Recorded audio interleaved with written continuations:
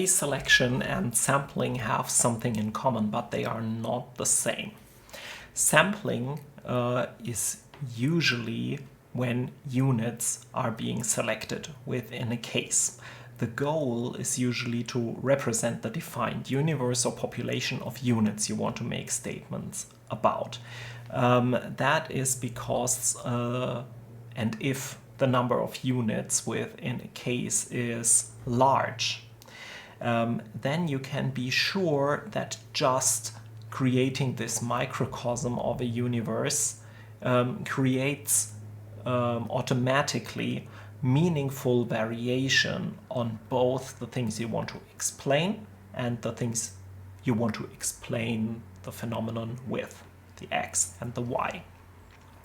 So that is why you don't have to design the variation by picking specific units, and you can trust the random selection, for instance, of units from the population to take care of creating meaningful variation in your data on the variables of interest. This is different in most case studies, and the more so, the fewer cases you are analyzing. Then you can't trust that a random selection will produce the kind of variance that you need to achieve your research objective, particularly not to create meaningful variation on X and Y. Case selection, unfortunately, is sometimes also called sampling, particularly when cases and units align, just as units are often called cases as well. The goal can also be in case selection to represent the universe or population as a microcosm, but the more common thing is that you actively design an analytical setup where you expect to create meaningful variation on X and Y, the things you want to explain something with, X, and the things you want to explain, Y. That is to create with as few units as possible the strongest test of a hypothesis or relationship that you can think of, despite the low number of cases. Finally, there's also, of course, more exploratory setups in case study research where the goal can be just to find interesting cases that help in conceptualization and hypothesis building, but also there creating a situation where you see meaningful variation on potential variables of interest might be a good idea. To look at that,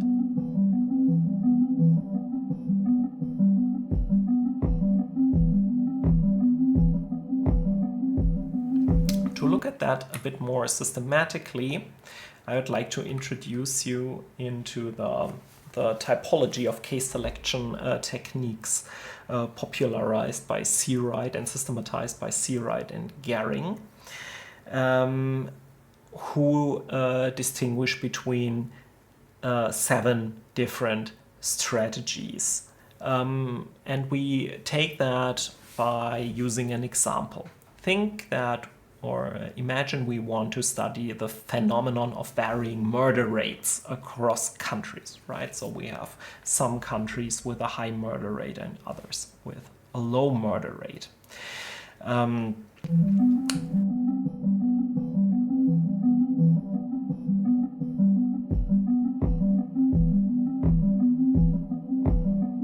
There we have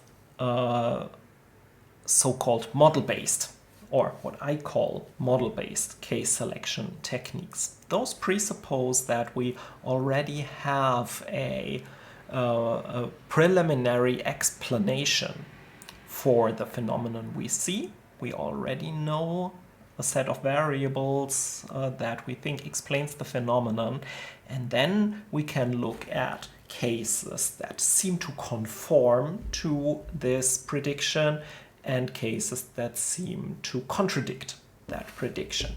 And that's what Searight and Gehring mean by typical cases versus deviant cases. So typical cases would be cases that are typical examples of a cross-case relationship. If we, for instance, think that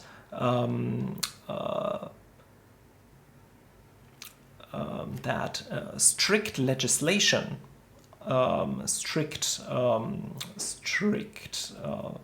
legal penalties against murder, say the death penalty, would be deterring, and therefore you see lower murder rates in the stricter system, those with a stricter legal code of law.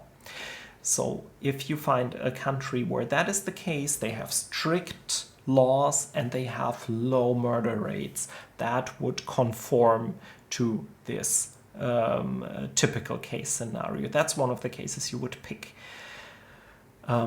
You could also say, if you already have a regression analysis of this relationship, that it's a case with low residual, an onlier on the regression line. We'll visualize that in a moment. This is a case selection technique that's mostly confirmatory or probing, testing a hypothesis as its purpose, as the other model-based ones too. So we can probe causal mechanisms that could confirm or disconfirm a given theory. And we want cases that are representative of the specified relationship, not the cases that speak against the relationship. That's what we do if we pick deviant cases. Cases that deviate from some relationship, a high residual case or an outlier. That would in our case mean a country that has a high murder rate despite a very strict code of law. This can be exploratory or confirmatory. We might want to probe new explanations for the outcome and therefore pick one of these deviant cases because there probably a different explanation takes center stage than the one we already have. Or it might also help to disconfirm a deterministic argument because we see this deviant case and in itself it may signal that the deterministic relationship that we hypothesize isn't there. And finally, we can analyze influential cases.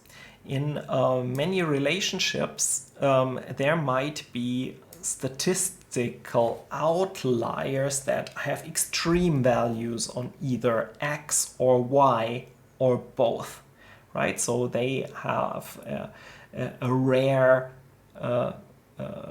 very high or very low value on X and on Y, and that can lead them to influence the outcome of, for instance, a regression analysis very strongly.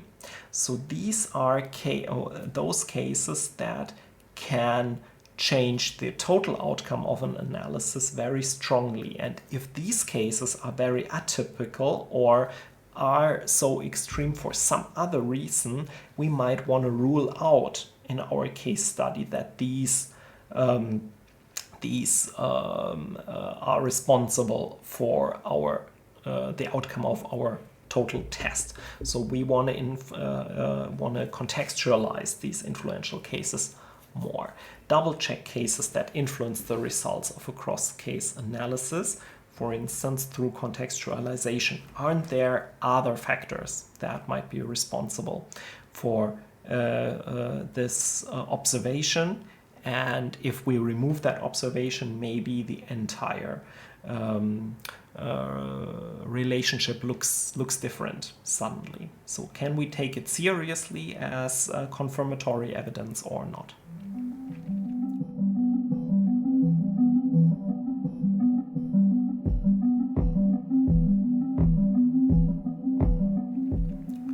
Then we have distribution-based case selection. Those are mostly exploratory and they are very common, particularly in qualitative research. One logic would be to look for diverse cases, picking diverse cases, cases that exemplify diverse values of X, the thing we might want to explain something with, Y, the thing we want to explain, or the relationship between them.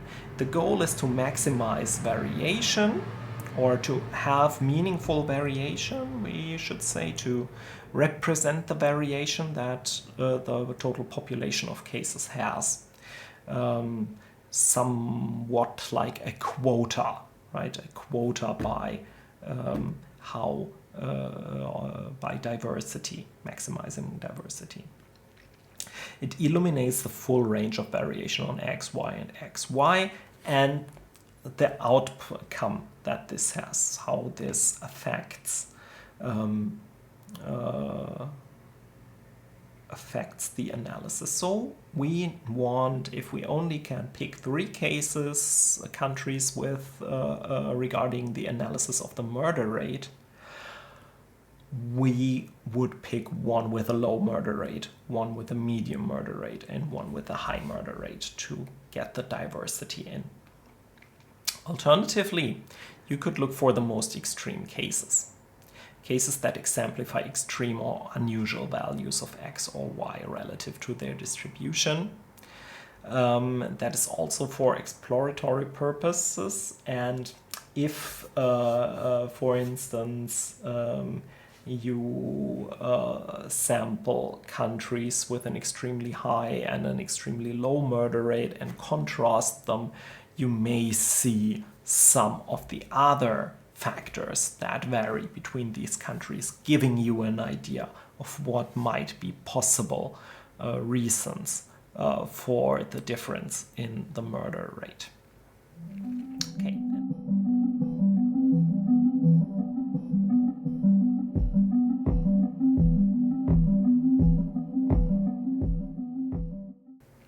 Okay, and then we have a set of methods that, or case selection strategies that are designed to control for other variables that might influence a relationship. These are also mostly conformatory in approach. Particularly popular is the most similar cases design, where we look for 2 or more cases that are similar on, at best, all specified important variables other than the main explanatory variable x1 and y. So we don't consider the 2 main variables of interest at all. There should be variation on those, ideally, but we want to keep cases that are similar in everything else that might be meaningful. To achieve such a setup, we would do some kind of matching procedure. So we would look for countries, for instance, that are the same culturally, for example, but differ in certain policies or in certain outcomes. And that gives you quite a good, a bit experiment-like setup in such a comparative analysis. If 2 countries only differ in the variables of interest but not in anything else, then it must have something to do with the explanation, and the outcome would be dependent on the main explanatory variable. The opposite logic is to use most dissimilar cases. So again, you don't consider your main variables of interest, but you pick cases that are very dissimilar on all the other kinds of variables. So they come from very different cultural settings, for instance. A Central European country on the one hand, and a Central African country on the other hand, to maximize cultural dissimilarity, for instance. This can mostly help to eliminate necessary causes, to kind of show, okay, even if we have strict laws in country A and not in country B and so on, that doesn't necessarily determine their murder rate. There's lots of cultural factors that also play a role if you show that it's obviously not those variables of interest that make the difference in this selection, but it must be something else that can be a strong point. Okay, so